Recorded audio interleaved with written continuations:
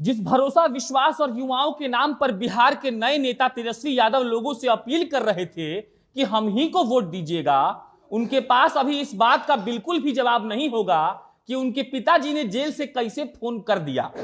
Phone तो phone, उन्होंने यहां तक यह कह दिया कि ज्यादा कुछ करने की जरूरत नहीं है, बस एब्सेंट हो जाइए। और इसके बाद जब बवाल हो रहा है तो पत्रकारों की एक जमात यह कहकर धीरे से निकल ले रही है कि हम इस खबर की पुष्टि नहीं करते हैं, तो हमको उसमें शामिल मत करिएगा।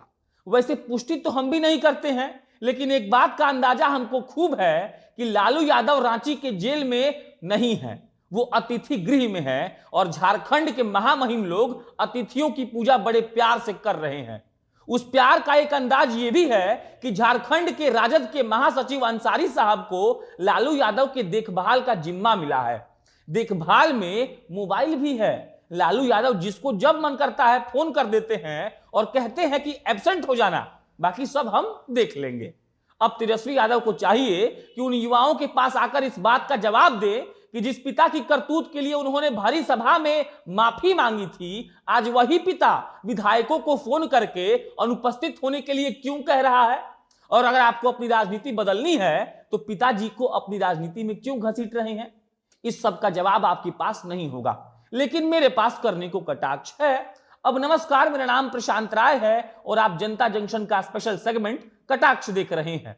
लालू जी को अब शिफ्ट कर दिया गया है, कोई भी हो हल्ला करने की जरूरत नहीं है, क्योंकि अगर आप सरकार के खिलाफ बोलेंगे तो आप पत्रकार हैं, लालू जी और तेजस्वी जी के खिलाफ बोलेंगे तो आप एनडीए के चमचे हैं।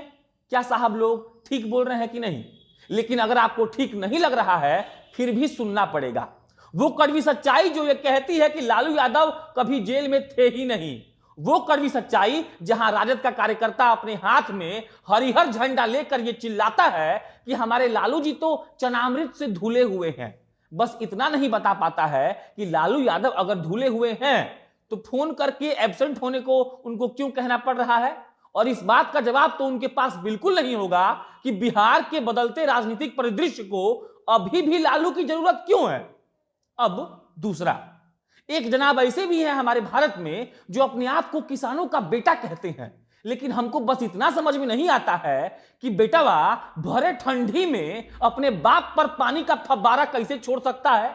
हाँ, एक और बात, वो बेटा देश के सबसे बड़े संवैधानिक पद पर है, प्रधानमंत्री। संवैधानिक से याद आया कि कल संविधान दिवस भी था और उसी दिन पंजाब से आ रहे उन किसानों पर जिस तरीके से पानी का फव्वारा छोड़ा गया, वो बस इतना दर्शा रहा था कि हमारे पास कोई संविधान नाम की चीज है ही नहीं। और एक बात पता है आपको, आईटी सेल इतनी मजबूत है कि उनको खालिस्तानी समर्थक बोलकर अपनी सरकार के द्वारा किए गए काम की वाहवाही करना चाहती है। लेकिन हमको तो प्रधानमंत्री साहब का भाषण याद आ रहा है, जिस भाषण में सिर्फ दो ही बात होता था। पहला कि हम किसान के बेटे हैं और दूसरा किसानों की आय को हम दुगना कर देंगे। क्या प्रधानमंत्री जी, हम तो नीतीश कुमार जी को झूठा समझते थे, आप शायद क्रॉस करने वाले हैं उनको। अभी आपकी स्क्रीन पर चल रही ये तस्वीरें किसानों के साथ किए गए दुर्व्यवहार की है और जिस लोकतंत्र की दुहाई बड़का बड़का लोग देता है, उनको सिर्फ इतना ही कहना चाहते हैं कि आपके देश में लोकतंत्र नहीं है सर। अरे मान लिया कि किसान गलत है, लेकिन आप उनको दिल्ली आने क्यों नहीं दे रहे हैं? हरियाणा का बॉर्डर आप सील कर दिए, पंजाब का बॉर्डर सील कर दिए, यूपी का बॉर्डर सील कर दिए। मतलब आप अब ये तय करेंगे कि कौन कहां जाएगा और आपके समर्थक कमेंट में आकर गरिया कर लिखेंगे कि तुमको क्या पता है, मोदी जी तो देश का भला करना चाहते हैं। इतना भला मत करिए मोदी जी।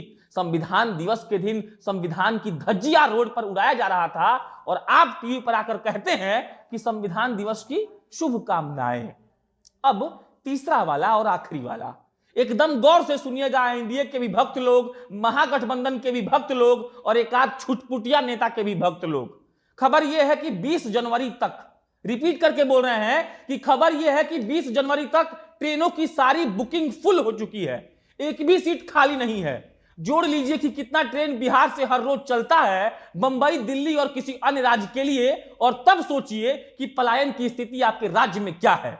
दैनिक जागरण ने एक खबर किया है जिसमें यह लिखा गया है कि कोरोना का गाइडलाइन है, इसीलिए कोई भी इंसान बिना रिजर्वेशन के इधर उधर नहीं जा सकता है, लेकिन लोग फिर भी लाइन में लगकर रिजर्वेशन करवा कर परदेश लौट रहे हैं। और जब ये परदेश शब्द हम सुने ना तो मेरा रोमा खड़ा हो गया सर। लगा कि आप जो इतना चिल्ला रहे थे कि बिहार से आए हुए लोगों का नीतीश सरकार नौकरी देगी, वो नौकरी कहां है? आपकी सरकार कहां है? आपके लोग कहां हैं? सोचिए ना सर, 3 महीने तक का पूरा ट्रेन लोग बुक कर लिया है, अब वो लोग लौट रहा है, लौटने के बाद वो लोग क्या करेगा इसकी कोई गारंटी नहीं है। दैनिक जागरण ने जो खबर किया है उसमें एक यात्री मनोज कुमार से उन्होंने बात की है। मनोज कहते हैं कि बंबई जाना है, लेकिन 20 जनवरी से पहले का टिकट नहीं मिल रहा है, इसीलिए सोच रहे हैं कि यहीं पर कुछ करें, लेकिन क्या करेंगे, यहां कुछ है ही नहीं। अब जरा सर गौर से सोचिए, जिस मनरेगा के तहत लघु उद्योग का ढिढोरा आप पीट रहे थे, कह रहे थे कि मनरेगा का पैसा अलग मिलेगा, हर जिला में नया लघु उद्योग खुलेगा तो वहीं के स्थानीय लोगों को नौकरी मिलेगा। काहे बोले सर आप ऐसा झूठ?